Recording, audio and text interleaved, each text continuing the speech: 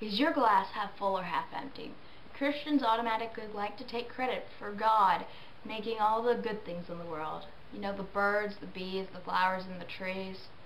But have you ever heard of a Christian admitting that God is also the same person responsible for hunger, poverty, torture, illness, and war? If you do manage to get a response, it's normally one of two responses. But it's really hard to get these responses because how could perfect God create anything but a perfect world? Alright, number one is when you actually get someone who's a deep thinker trying to rationalize or trying to cover for God, to explain away, give God kind of a loophole to why the world is in the state of affairs that it's in. The second one is the one I'm mainly going to talk about for a bit. It's a scare tactic. People like to use this concept of good and evil to create control and power. Although both messages contradict each other, they are both necessary to have a religion.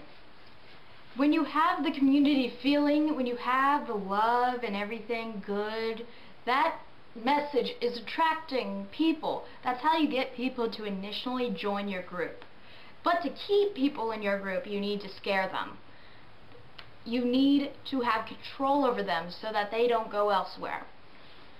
What you do is that you can scare them with different things.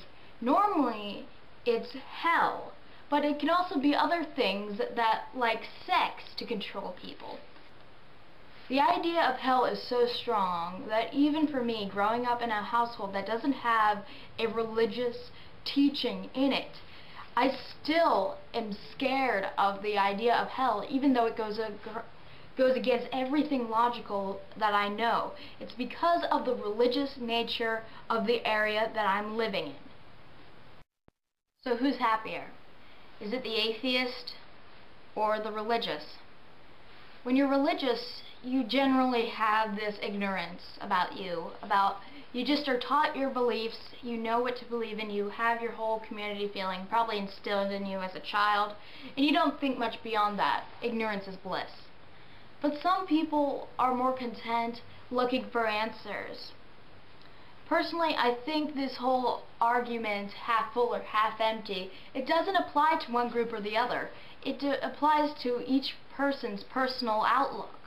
I, for one, am more content with looking for the answers, and if eventually a big God, Sky Daddy, comes down and says, "Hey, I'm here, look at me, y'all." Why did I just use the word y'all? Anyway, I'm right here, look at me, I'm plain as day, I am going to be here, let's talk, let's get all these skeptics into kissing my ass. Then that would make sense. But right now, I'm more content looking for answers. God is now the beginning part of my journey for knowledge. It could be the end point. I could eventually, see the light, as you might say. But evidence has to lead me there. It's not an automatic thing for me. Let me know what you think. Are you happier being an atheist?